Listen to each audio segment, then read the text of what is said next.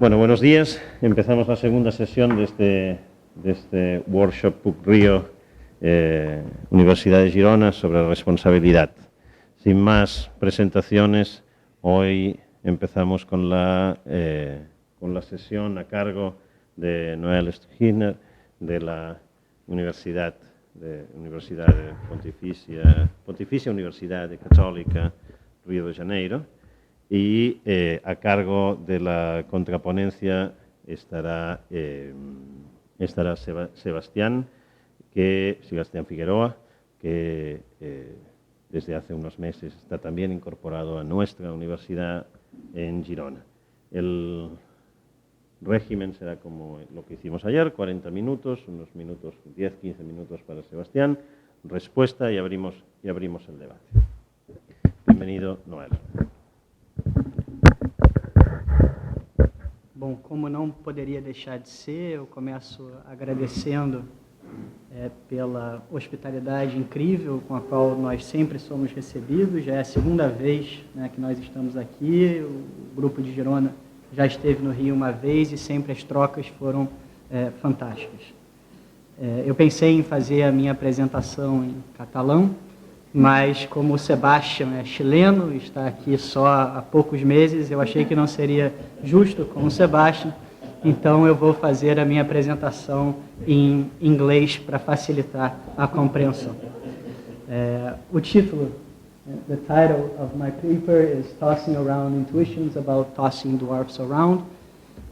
It is an attempt to do some work in experimental philosophy of law, my first attempt to do some work in experimental philosophy of law, and it's still a work in progress. We're still undergoing the experiments, so as of yet, I'm still not committed to everything that I say on the paper that I handed to you. Sí. My main aim is to investigate whether legal decision-making is subject to certain paradoxes, more specifically to the abstract and concrete paradox and to the paradox of order effects. And here I'll be investigating more specifically the principle of human dignity and trying to see if the principle of human dignity is subject to these paradoxes. In order to start out my presentation, I would like to borrow and adapt an analogy that was used by Joshua Green. Maybe some of you are familiar with Joshua Green's work. He works in the psychology department at Harvard and talks about the trolley dilemmas and things like that. And he has been presenting an analogy in his talks, and it's the camera analogy. And the camera analogy goes somewhat like this. He uses the camera analogy in order to explain how we make judgments in general. More specifically, he uses the camera analogy in order to explain how we make moral judgments.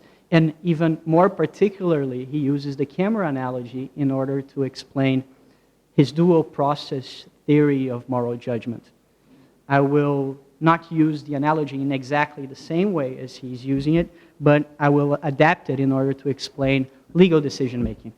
So the analogy goes like this. He asks us to think about a sophisticated camera. These contemporary sophisticated cameras that have a lot of automatic settings in them.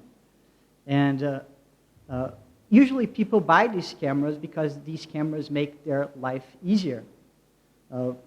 If you want to take a picture of Diego, you put the camera on portrait mode and you take a picture of Diego. If you want to take a picture of the mountains, you put the picture in landscape mode and you take a picture of the mountain. If you are in Rio de Janeiro in the final of the World Cup and Brazil is playing against Spain, and you want to take a picture of the match, you put the automatic setting in sports mode, and you'll take a pretty decent picture of the game. So these sophisticated cameras that have these automatic settings that are present, and they make life easier for the photographer, especially for the photographer who is not very skilled at taking pictures. But there are situations that will show up that were not anticipated by the manufacturer of the camera, right? And so for these situations, the automatic settings, they will not work. There are also cases that might show up that were anticipated by the manufacturer of the camera, but because you think you're a very skilled photographer, you would do much better if you were able to have the liberty to set up the camera your own way. So gladly, these cameras don't just have automatic settings. They also have a manual mode, right? So on the second picture, we see the camera set on the manual mode, right? And you can use the manual mode, and in the manual mode, you have the flexibility to take the picture the way you think is more fit or more adequate. So if you want to do something fancy with the photograph, if you want to take a photograph of a case that was not anticipated by the manufacturer of the camera, you put the camera on manual mode, and then you do all the setting up of the light and everything else. And according to Joshua Green, this is pretty much how we make judgments, and specifically that's how we make moral judgments. Sometimes we make moral judgments by making use of automatic settings. We have quick automatic reactions to certain situations, and we make a moral judgment. And sometimes we shut off the automatic settings and make decisions based on the manual mode. And Joshua Green says that this is very interesting, or this is very beneficial, because it allows the photographer or the moral decision maker to travel the ubiquitous design trade-off between flexibility and efficiency, right? With the automatic settings, you have efficiency. With the manual mode, you have flexibility. And my objective is to use this analogy to explain legal decision-making. I think that the law in contemporary democratic constitutional systems is built very much like the camera that Joshua Green has in mind. We have automatic settings, we have rules, but we can also do away with the results generated by the rules with the manual mode of law, which are constitutionally, morally loaded principles that are framed in a moral wording that allow for the shutting off of the automatic settings. And I think that one of law's aim with this construction, with this design, is to allow for the judicial decision maker to achieve this equilibrium between flexibility and efficiency.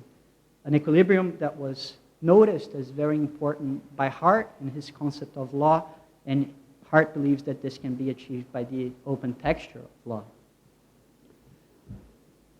One of the principal ways, one of the main ways by which we can do away with the rule-generated results is by making use of one specific principle, which is the principle of human dignity.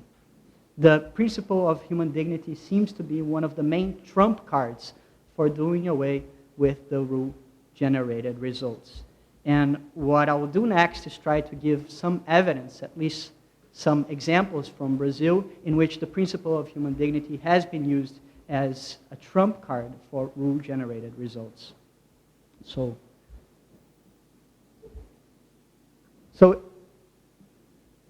in Brazil, the unified health system establishes through a rule-based mechanism what are the treatments, what are the medications, what are the medical procedures that should be covered by the government. And sometimes a person who is in need will go to the judiciary to claim a certain treatment or a certain medication or a certain procedure which is not anticipated or which is not established by the list that is furnished by the unified health system. So in 2004, the Superior Court of Justice, the STJ, in Brazil, judged one of these cases. It was a person who had retinitis pigmentosa, which is a degenerative disease of the retina. The disease kills the photosensitive cells of the retina, and the person starts to see in a blurred way, and eventually the person becomes blind, and that's the picture of over there.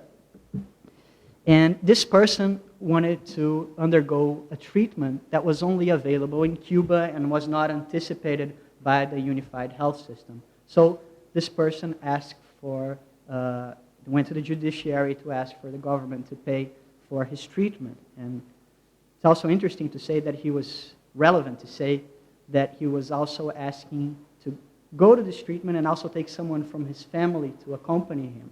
And the money that would be spent would be a very high amount of money so that he could go to Cuba with a family member and undergo this treatment.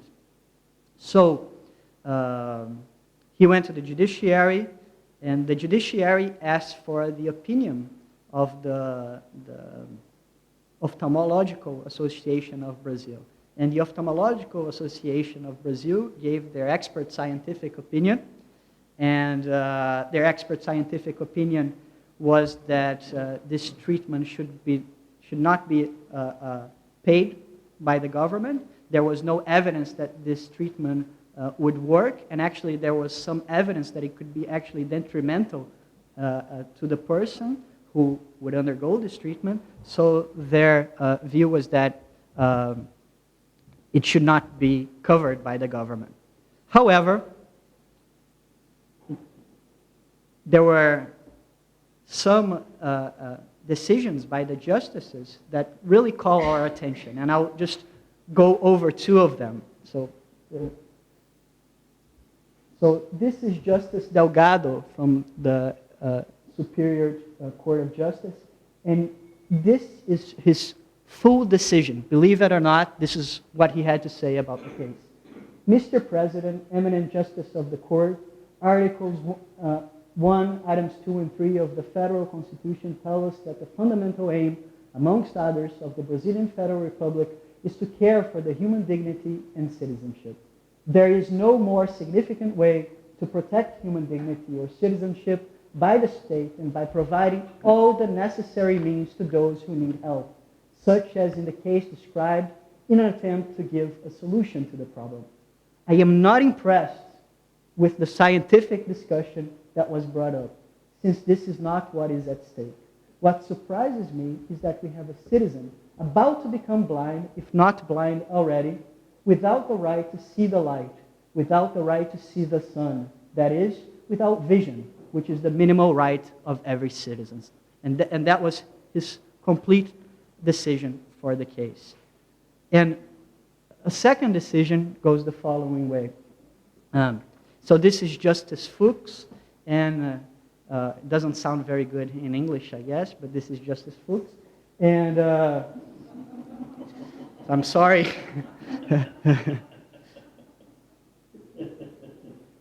But Justice Fuchs decided pretty much in the same way as Justice Delgado. His decision was a bit longer, and the reason his decision was a bit longer is because before actually saying what his decision was, he thanked God for the opportunity of being that tough spot, making such a delicate and important decision. And he spent maybe 2 or 3 sentences rejecting the expert opinion of the Ophthalmological Association of Brazil with the following argument, saying that under God, everyone is fallible. That is, the only being who is infallible is God, and therefore the Ophthalmological Association of Brazil could be wrong, and therefore we should not trust that much the opinion of the Ophthalmological Association of Brazil. And then he goes on to say, I am a perseverant squire, un escudero, perseverant squire of human dignity, of the escudero de la dignidad, of the immanent values of life and hope of the human being. I believe this is our daily task as judges. So in doubt, we should judge in favor of keeping alive the hope that this citizen will be able to get cured in this advanced medical center. Once again, whenever torn between the dictates of the law and the demands of justice, I'll opt for the solution that I consider to be just. And this was pretty much his whole decision. So these are examples of human dignity working as trump cards, of doing away with the rule-generated results. And I don't think this is a peculiarity of Brazil. And we see human dignity taking a central position in a lot of legal systems, both sovereign state legal systems and international legal systems. So Pedro, please. So a picture of the Brazilian Constitution, the German Constitution, the Universal Declaration of Human Rights. The Brazilian Constitution talks about dignity in Article number 1. The German Constitution also has human dignity in Article number 1. The Declaration of Human Rights also in Article 1 talks about the importance of human dignity. And in Spain, and also there is human dignity shows up in Article 10, subsection 1, but it's the first article of the Bill of Rights. And so this is present in pretty much all legal systems, if not all legal systems that we see today. So. But to say that the principle of human dignity is present in all these different systems is not to say that there is agreement about what this principle consists in. And people do not share the same view of how this principle is to be applied. And curiously, Michael Rosen, who is also a professor at Harvard University, he just wrote a book on human dignity that came out in 2012. And to illustrate some of the difficulties with the idea of dignity, he starts with a case that happened in Brazil. And this was the case of Geise Arruda, which is the girl pictured in the top photograph. What happened was that this girl, I think it was, I can't remember the exact year in which this happened, but she went to the university. She was a tourism student at Bandeirantes University in São Paulo, and she went to class wearing a very short pink dress. And she was very much insulted that way by a lot of her colleagues from the university. And what ended up happening was that, at least in one moment of the story, what ended up happening was that she was actually expelled from the university because she did not respect the demands of morality and the demands of academic dignity. Of course, she hired a lawyer. The lawyer filed suit against the university, and she won 40,000 reais, which is about $20,000, because the judiciary found that her dignity was trampled and not academic dignity that was jeopardized. And so on the top picture we have a picture of Geise Arruda and the dress that she was wearing. On this picture we have her being taken out of the class by the police. And actually in this case she was taken out for her own protection because people, they were afraid that people could actually hurt her that day. But I'm using the picture to show that she was expelled from the university, and because the way she was dressing was harming dignity. And this is a protest because people thought that Geise Arruda was having her dignity being hurt, being jeopardized by the decision of the university. So these disagreements concerning the way to use and to apply dignity led some philosophers to take a skeptical stance towards the concept of dignity. And I think one prominent view that characterizes the skepticism is what Schopenhauer has to say. And what Schopenhauer has to say is the following: that expression, dignity of man, once uttered by Kant, afterward became the shibboleth of all perplexed and empty-headed moralists who concealed behind that imposing expression their lack of any real basis for morals, or at any rate of one that had any meaning. They cunningly counted on the fact that readers would be glad to see themselves invested with such a dignity and would accordingly be quite satisfied with it. So we have to ask ourselves if Schopenhauer is right. Is the concept of dignity an empty concept? How do we go about trying to grasp or understand the meaning of dignity? And Michael Rosen has a proposal of the way we should go about trying to investigate the meaning of dignity and the concept of dignity and trying to untangle this concept which is very contested.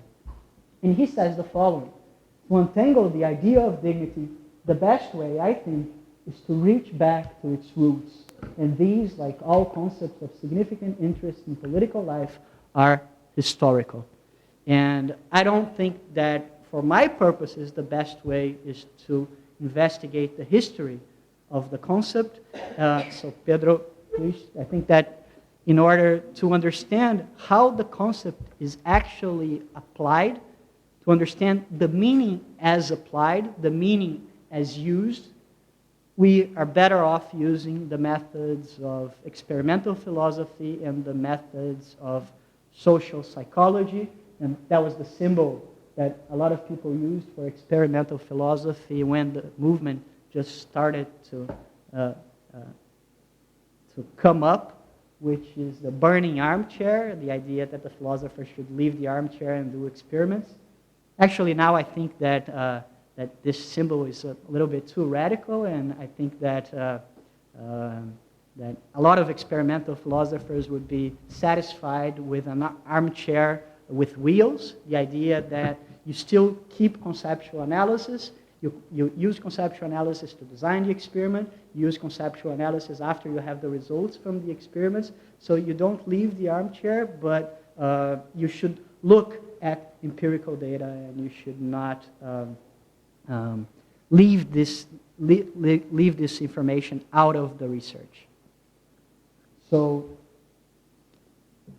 just getting back at my main point was to see if the principle of human dignity is subject to certain paradoxes, to the paradox of the abstract and the concrete, and to the paradox of order effects. So I will give a few past examples of these paradoxes.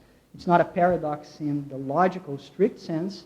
It's a paradox more in the colloquial or the ordinary sense, that they generate inconsistent beliefs, but not necessarily logically inconsistent beliefs. And I'm not going to dwell theoretically on the concept, on the different paradoxes, trying to explain why they happen and things like that. But I'll give a few examples, and I think with these examples you'll get a good taste of what these paradoxes, how these paradoxes are created. So this was a case that was proposed by Sean Nichols and Joshua Knobe, and they described a universe that would be a deterministic universe, when everything that was generated due to some cause that was previously determined by something else. And then they described this universe, and then they asked people a couple of questions. And these were the questions that they asked. In universe A, is it possible for a person to be fully morally responsible for their actions? So this was the question that they took to be the abstract question, right? Yes or no? In this condition, most subjects, 86%, gave the incompatibilist response. They said that it was not possible for somebody in this universe, this deterministic universe, to be responsible for his actions. But in the concrete case, they describe a specific action that was taken by a person. And they say, in universe A, a man named Bill has become attracted to his secretary, and he decides that the only way to be with her is to kill his wife and 3 children. He knows that it is impossible to escape from his house in the event of a fire. Before he leaves on a business trip, he sets up a device in his basement that burns down the house and kills his family. Is Bill fully responsible for killing his wife and children? Yes or no? And in this case, most of the subjects, 72%, gave the compatibilist response. In another case, the abstract and concrete was created by making the situation happen in an alternate universe, that was the abstract case, or happening in our universe, and that was the way to make the case more concrete. And in the actual condition, there was, this was the question that was presented. Many eminent scientists have become convinced that every decision a person makes is completely caused by what happened before the decision. Given the past, each decision has to happen the way that it does. These scientists think that a person's decision is always an inevitable result of their genetic makeup combined with environmental influences. So if a person decides to commit a crime, this can always be explained as a result of past influences. Any individual who had the same genetic makeup and the same environmental influences would have decided exactly the same thing. This is because a person's decision is always completely caused by what happened in the past.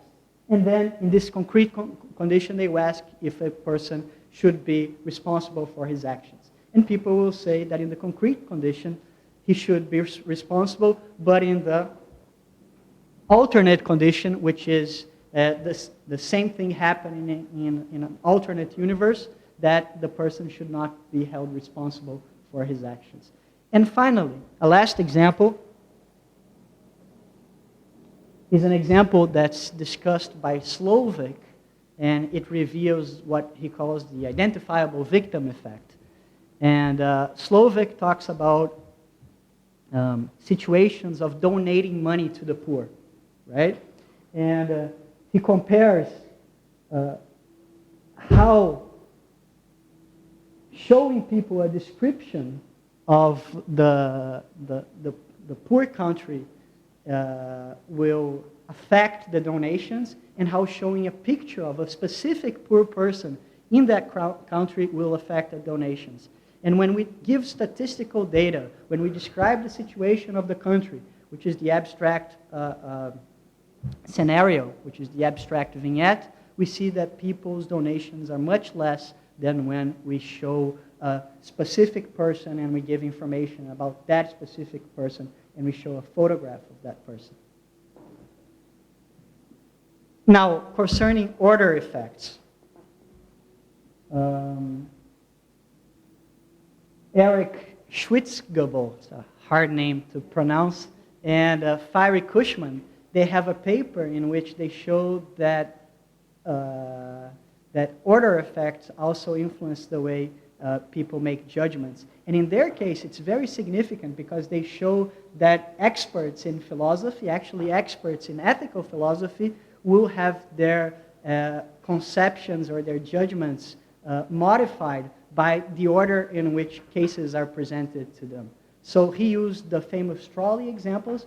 He gave people either the bystander case or the push example, and I'll not have time to go into these, but it was on the paper, and I think, maybe not on the paper, but I think you're all familiar with this. And so when philosophers, experts in ethics, first get the bystander case, and then they get the push scenario, they have different intuitions and they have different responses about how these cases should be resolved.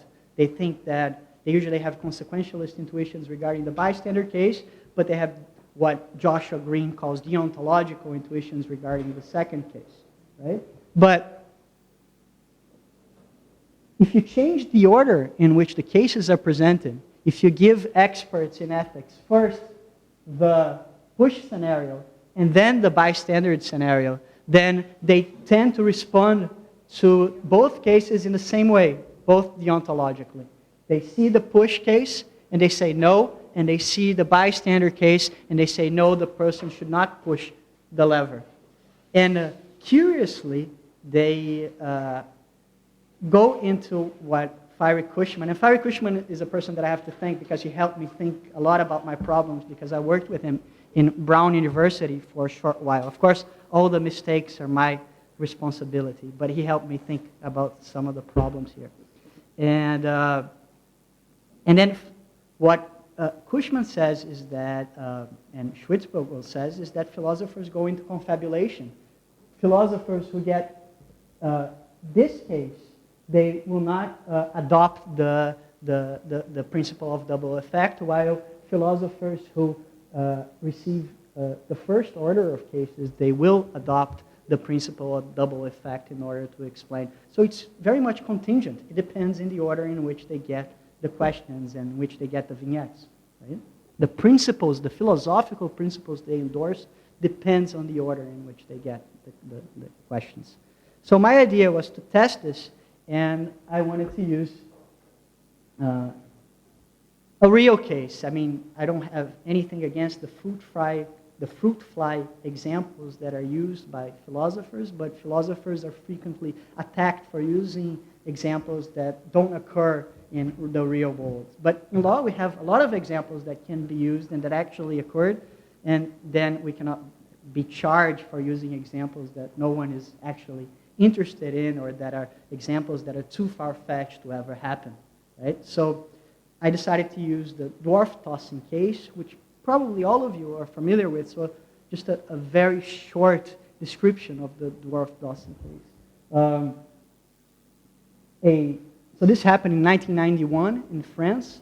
There was a little person, I guess that's the politically, I just found out that maybe this is the politically correct way to talk about dwarves. And so a little person was being tossed. The name of the little person was Manuel Weikenham, and he was being tossed in a bar because dwarf tossing was an activity that happened in a lot of bars in France. And he was being tossed. He was a way for the people who went to the bar to have some fun. They would make different teams, and the teams would compete to see who could toss the dwarf the furthest. And the person who could toss the dwarf the furthest, or the team who could toss the dwarf the furthest, would win a prize or something else, or just would be declared a champion. And this was Manuel's profession, right? And he said that it was his profession that gave him the wages so that he could live with dignity. And he said he liked this profession. And he used a protective apparel so that he wouldn't get hurt. So he would wear a helmet, and he would wear protections on his body. And so it was not a dangerous activity, apparently. And he liked participating in the activity. And he actually said that his profession and the money that he got with his profession allowed him to live with dignity. But the mayor of Morsan-sur-Orge, where this activity was held, he didn't agree with the activity because he said that throwing dwarfs could jeopardize the little person's dignity.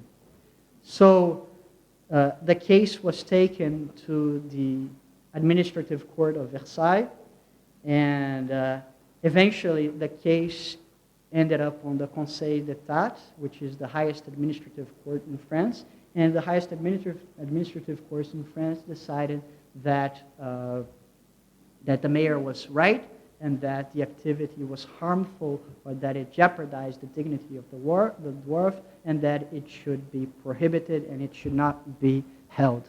So we used this case as the blueprint for the design of our experiment.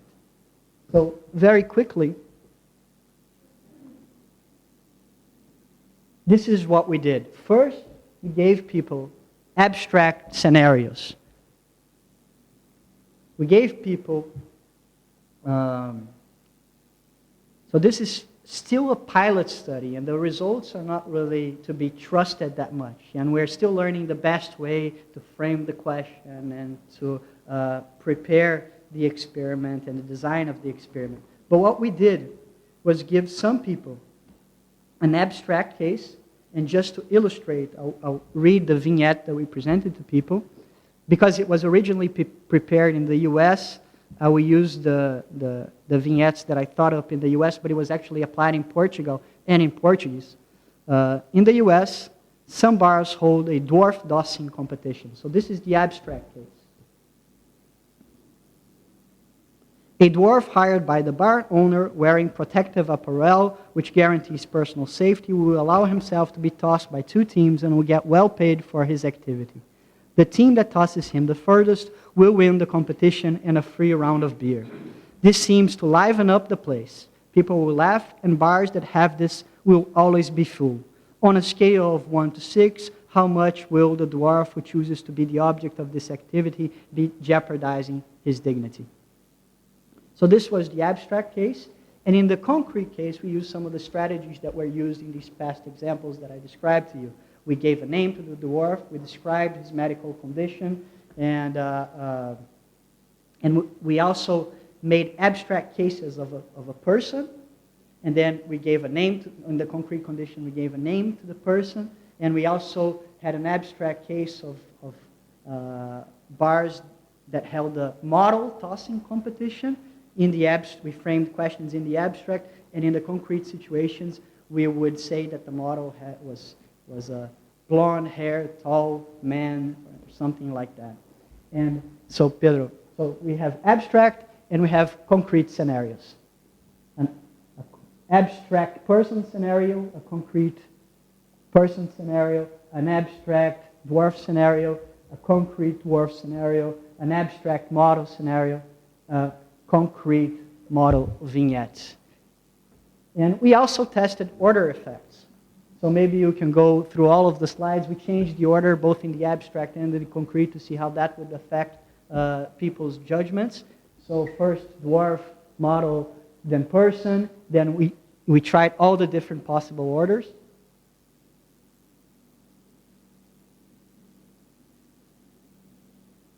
So just very quickly, what were some of the results? The results were that we did find some asymmetries. And again, these results are not to be trusted because it's still the pilot study. It's still very informal, but it suggests that it's worth investigating further. And what we find is that people in the concrete cases, at least in the person case and the dwarf case, people seem to think that the dwarf's dignity was jeopardized more in the concrete than the abstract. Curiously, in the model case, we see the opposite happening. In the abstract case, people think that his dignity is highly jeopardized, but in the concrete case, we see a complete asymmetry and a significant asymmetry. People think that his dignity is not jeopardized at all, and in the question and answers, maybe I can talk about some of the hypotheses why this occurred. And we also saw some effects in order, some order effects happening, and the dwarf case seems to be an attenuator for the other cases, and I still haven't given much thought to the order effect cases. So what are the implications of this for legal theory? The implications for descriptive legal theory are obvious. I mean, judges sometimes judge the constitutionality of a case in the abstract. Sometimes judges judge the constitutionality of a case in a more concrete fashion, right? Leading with a particular case that is described. Sometimes they'll judge the constitutionality of a norm in the abstract. Sometimes they will judge the constitutionality of a norm as applied to a specific case. Sometimes judges will receive precedents in different orders. So this is very important for descriptive legal theory and for, I guess, for legal argumentation theory. But some people think that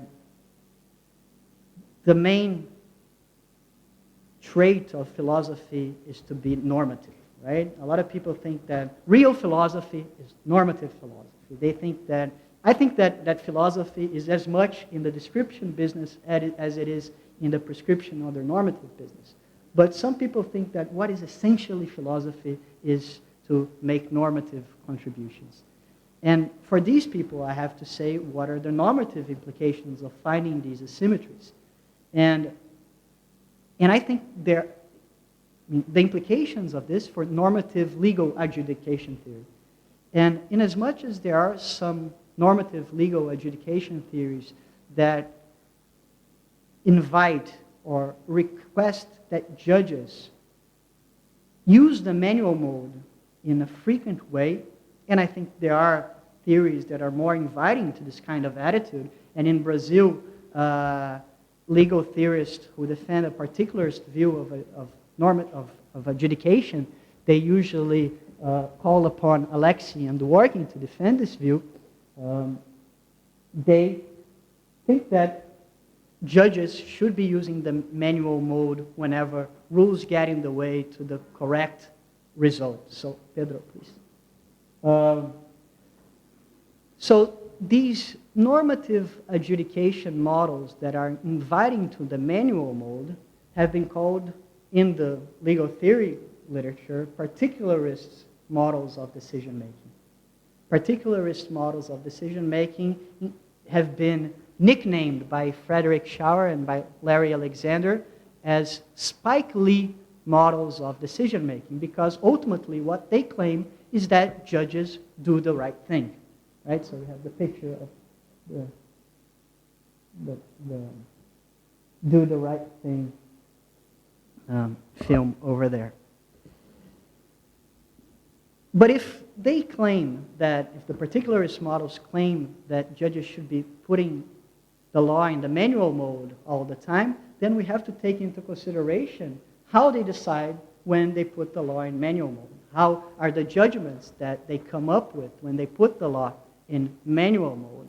And I think we have good reason to think that judges are very inconsistent when they use the law in manual mode, and they probably don't realize that they are being that much inconsistent when they put the law in manual mode. And they don't realize what is affecting and what is generating all this inconsistency.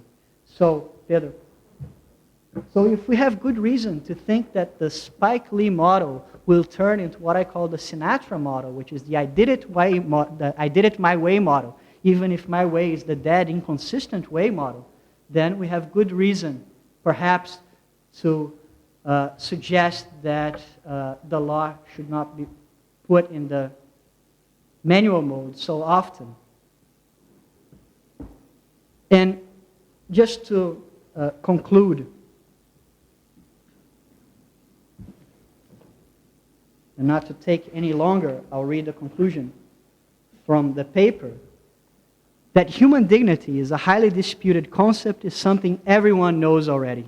We bring nothing new to the table by recognizing that there are profound disagreements concerning its use among different people. To be clear, to say that its use is disputed is not yet to assert that it has no meaning, but that people attribute different meanings to it.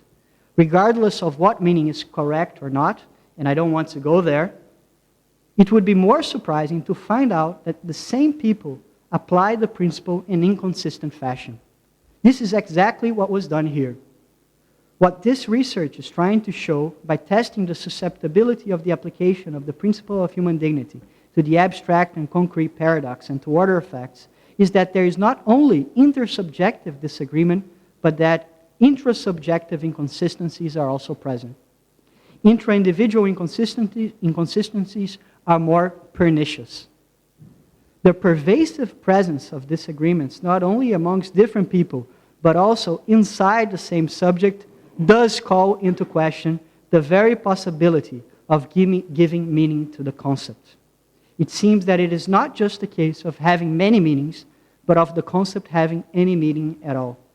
Additionally, the factors that seem to influence the application of the principle, the level of abstractness or concreteness, or the order effects in which cases are presented, appear to be morally irrelevant. In sum, if judges are not as consistent as we believe they are or should be, then we need to take the question of whether they should be changing from automatic to manual mode, then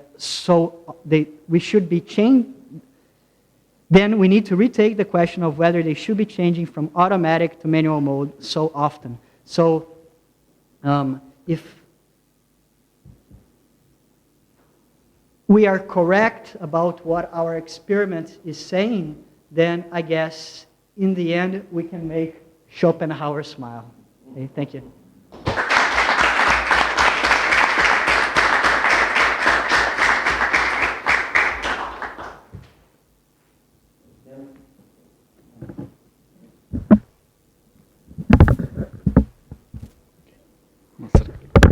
Bueno, hola.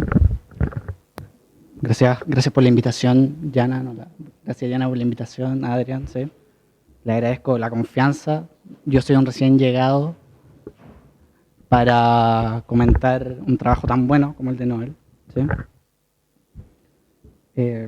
Lo que voy a comentar, básicamente, yo lo considero algunas especulaciones, más que convicciones, sobre cómo enfrentar algunas de las cosas que nos propone Noel. Y lo veo como ciertas ideas complementarias que pueden ayudar a, tal vez a clarificar, espero, si no ponerlas a discusión, ¿cierto? Estas cuestiones que ocurren con el concepto de dignidad, ¿cierto? Y con el modo en que queremos entender y enfrentar la forma en que los jueces deciden y cómo diseñamos nuestras instituciones, ¿cierto? Entonces, lo que quiero hacer es hacer algunas lecturas en torno a estos dos problemas que mostró Noel, ¿cierto? El desacuerdo intersubjetivo, ¿sí? Y la inconsistencia intrasubjetiva, ¿sí? Al momento de usar el concepto a usar el término dignidad. Entonces, son dos cosas básicamente las que haré. En primer lugar, trataré de ubicar el uso de este término, hablar un poco de cuál es el contexto en el que parece ser que las discusiones tratadas en estos juicios, ¿sí?, tiene sentido, y cuáles son las implicancias del contexto en el cual el uso del término se vuelve problemático. En este sentido, tal vez me voy a acercar más al trabajo de Rosen, ¿sí?, y por eso tal vez puede ser complementario. Para esto seguiré alguna idea de Tugendhat. Y en segundo lugar, haré algunas, si bien no conozco mucho filosofía experimental, algunas cosas que me llamaron la atención y que pueden servir para discutir especialmente el caso que, como ustedes lo trabajan. Bueno, lo primero, el ámbito de la dignidad, como les dije, ¿sí? Bueno, acá voy a tomar algunas cosas que Noel señaló, ¿cierto? Pareciera ser que la noción de dignidad, ¿sí?, se vuelve problemática al cumplir ciertos roles importantes en documentos que también consideramos políticamente importantes, ¿sí?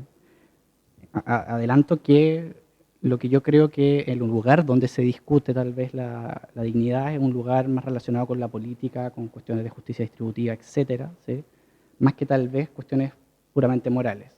Es difícil hacer la distinción entre las dos cosas, estoy de acuerdo, tal vez eso lo podríamos discutir, ¿sí? Entonces, los artículos que señaló Noel, si ustedes se fijan, siempre es el primer artículo y están los preámbulos de las declaraciones, etcétera, y el rol que cumple es como el Estado, la comunidad internacional, etcétera, se compromete a proteger la dignidad humana, ¿sí? Y esto también lo vemos en los discursos de los jueces, es decir, yo soy un escudero de la dignidad, ¿sí?, y etcétera.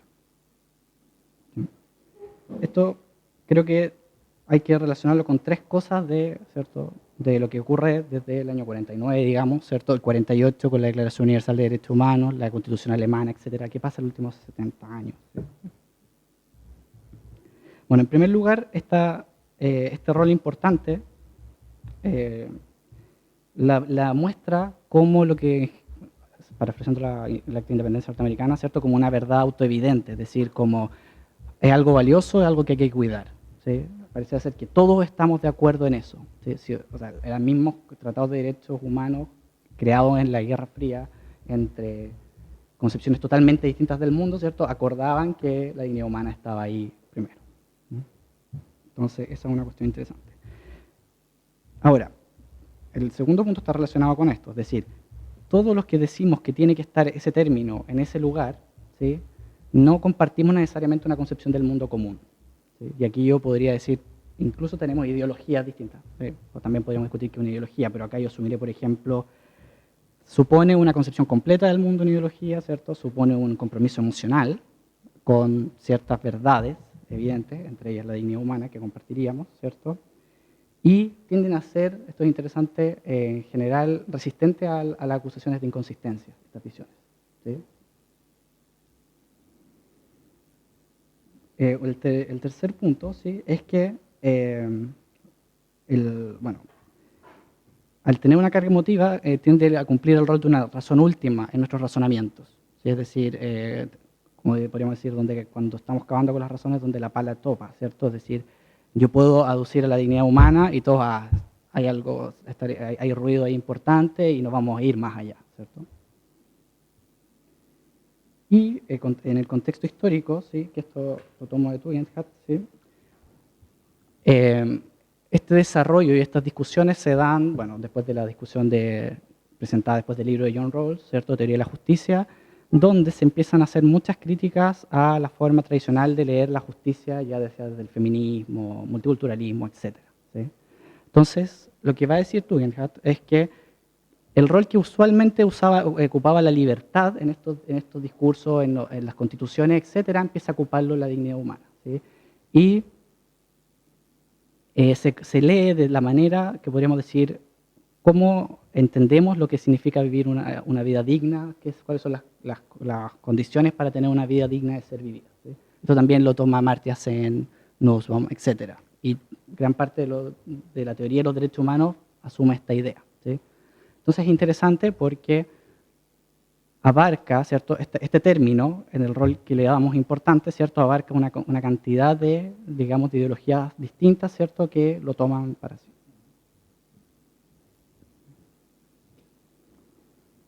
Entonces, este es como el ámbito que yo creo que lo vemos, ¿cierto? Entonces, yo diría que, por una parte tenemos, ¿cierto?, el término común, en un lugar valioso donde todos creemos que debe estar.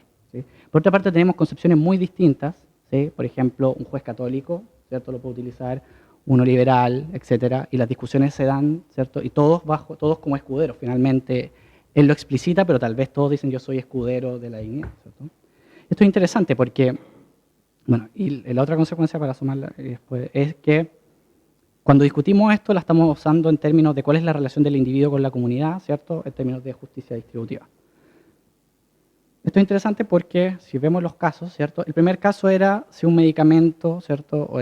Si, por ejemplo, la prestación de medicamentos tenía que limitarse a la lista, ¿cierto?, hecha por unos especialistas, o también hay que considerar el resguardo de la salud de determinado individuo a pesar de que no esté en la lista. ¿Entiendes? O sea, es una cuestión de protección de la salud del individuo, por ejemplo, ¿cierto? Y si uno ve los fallos, ¿cierto?, finalmente eso es lo que está, ¿cierto? Dicen, la mejor manera de proteger la dignidad humana, ¿cierto?, por el Estado, ¿cierto?, es proveyendo todos los medios necesarios para el que necesita salud, ¿cierto? En el caso del lanzamiento de enanos, por lo menos como se plantea ante el Comité Internacional de Naciones Unidas, ¿sí?, el año 92, el país del 91, lo que aduce el Estado francés es que la dignidad humana es parte del orden público y lo que hace esa actividad es romper el orden público, ¿cierto? Entonces, hay una noción de dignidad humana, ¿cierto?, con la noción de orden público, mientras que, por otra parte, se aducía, por ejemplo, libertad de trabajo o la misma autonomía de la voluntad, ¿cierto? Entonces, lo que quiero decir con esto es que tenemos un mismo término, pero tenemos conceptos muy distintos, ¿sí? Y esto yo creo que, por lo menos, tal vez no es tanto la exposición, pero sí en algunas cosas que planteas en el trabajo, ¿sí? Podríamos como ahí empezar a tener un desacuerdo. En el primer párrafo tú dices, ¿sí?, si el significado de un concepto está dado por su uso, ¿cierto?, y su uso es inconsistente, entonces podemos afirmar que el significado es también inconsistente. A mí me da la impresión de que más que un significado inconsistente, ¿sí?, o sea, podríamos decir que el término que utilizamos lo utilizamos con distintos conceptos, ¿sí?, teniendo en cuenta distintos conceptos. Sí, esto es bastante común usar un mismo término pero con distintos conceptos. El tema es que como estamos en discusiones, en un ámbito de discusión, ¿cierto?, agitado, etcétera, pareciera ser que podemos caer bajo la ilusión de que estamos hablando de una misma cuestión, un mismo concepto, y este concepto tiene problemas, pero en realidad lo que yo creo es que tenemos distintos conceptos para un mismo término. Y por eso distintos conceptos para un mismo término, ¿sí? Y por eso, cuando vemos otro argumento que tú das, ¿cierto? Que en determinados juicios o en determinados casos, utilizar el término dignidad humana puede servir para ambos bandos. ¿Sí? Esto no es necesariamente conflictivo, pero tal vez es otra explicación para utilizarlo. Entonces, uno podría explicar la inconsistencia intrasubjetiva, ¿cierto? De un modo político, como yo tengo el estándar de la humanidad, ¿cierto? Y por ende puedo enfrentar este caso, por ejemplo, diciendo que el orden público está primero, diciendo que en realidad la concepción del ser humano parte del individuo libre, etcétera, etcétera. ¿Sí?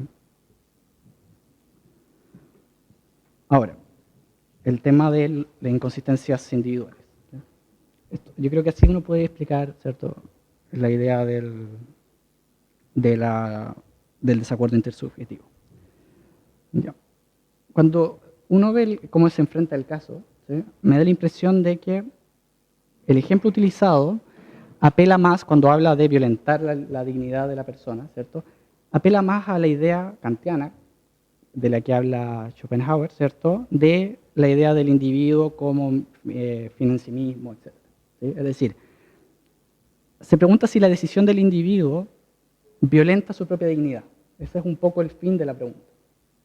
Y ahí uno podría decir que si tratamos eso, si tratamos en este tipo de casos, para explicar este tipo de discusión del que yo hablé, concediéndome que es el ámbito de la discusión, ¿cierto?, podríamos decir que hay un problema, porque el caso no discute tal vez lo que sí se discute cuando estamos en estos juicios, ¿sí? Cuestiones de justicia distributiva, relación sujeto-comunidad, etc. Esa es como una primera cuestión de, tal vez el caso se podría revisar en términos del ámbito de la discusión, si es que es así. Ya. La segunda cuestión que tengo con el caso, y esto sí, es otra cosa, y está relacionada con la metodología, etcétera, ¿cierto?, es, me voy a centrar más que nada en la discusión de la paradoja concreto abstracto. ¿Sí? Conozco un poco más y en el texto me parece que estaba más desarrollado ese caso, ¿sí?, en el paper. ¿Por qué? Porque es interesante cómo determinar, ¿cierto?, esto ya es otra cosa, cómo determinar cuándo hay una relación concreto abstracto, ¿cierto?, y cuándo hay fidelidad entre la relación, digamos, una relación interna entre el tipo y la instancia. ¿Sí? ¿Por qué? Porque si en una descripción de algo concreto yo incluyo otro tipo de consideraciones, ¿cierto?, que pueden influenciar en los compromisos que yo asumo cuando lo leo y cuando lo juzgo, ¿cierto?, podemos decir que en realidad no estamos juzgando el mismo caso, ¿cierto?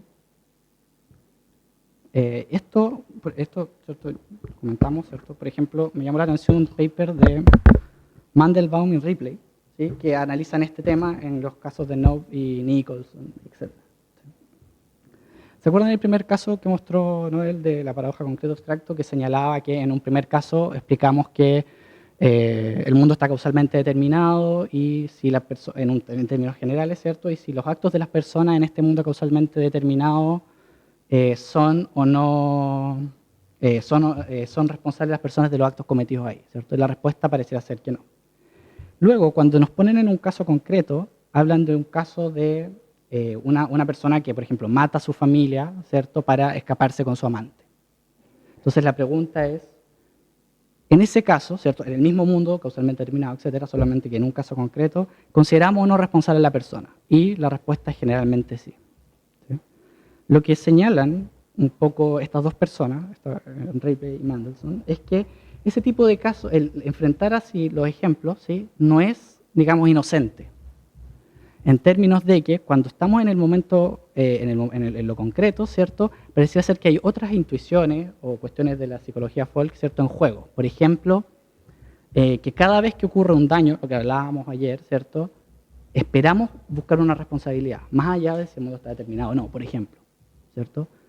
Entonces, atribuimos responsabilidad. O, por ejemplo, que si ellos señalan, imagínense que cambiemos el caso a una descripción detallada de cómo yo muevo el brazo, ¿cierto?, inervo mis músculos, etcétera, para digerir agua.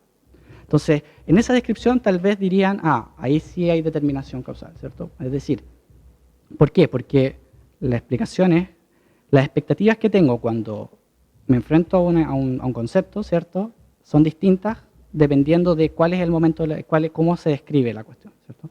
Y esto, o sea, esto está discutido acá, pero ya llamaba la atención esto Anscombe y Davidson cuando hablaban de descripción de acciones, ¿cierto?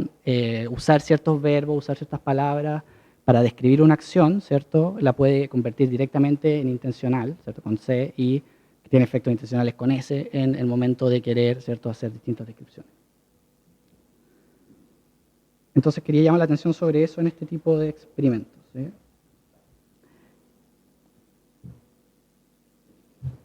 Y por último, para las consecuencias para la teoría legal, ¿cierto? Acá es mucho más especulativo todo lo que diré, mucho más aún. Si tomamos en serio esta posibilidad, ¿cierto?, de que la descripción hay que hacerla con cuidado ya en casos en que al momento de concretizar en realidad nos estamos comprometiendo con cosas distintas, ¿sí? Si podemos, por ejemplo, estudiar bien cada caso y ver que cuando describimos más concreto nos comprometemos a cosas diferentes, tal vez el particularismo ahí tendría un punto a favor, en el sentido de yo puedo ser sensible ante estas diferencias, ¿sí? Y si yo puedo explicitarlas, ¿sí?, yo puedo explicitar diferencias, tal vez yo puedo tener una teoría de la adjudicación mejor, ¿sí? Entonces, me refiero a que hay que tener cuidado con, por ejemplo, los resultados del experimento, porque si vemos que, como señalaste, que por lo menos en lo que va el experimento, cuando hablamos de enano y de persona en sentido genérico, ¿cierto?, cuando hablamos de modelo, las consecuencias son distintas, tal vez hay algo distinto en apelar a un modelo, en apelar a la descripción específica, etc., ¿sí?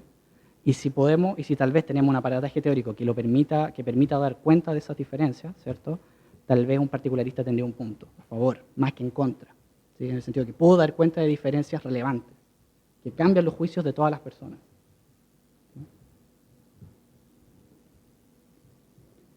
Por otra parte, me llama la atención, ¿cierto?, que, por ejemplo, bueno, los que litigan y los que no litigan, los que ven la ley y el orden, etcétera, ¿cierto?, y ven toda esta serie de televisión, es muy interesante ver que en muchos casos, y esto en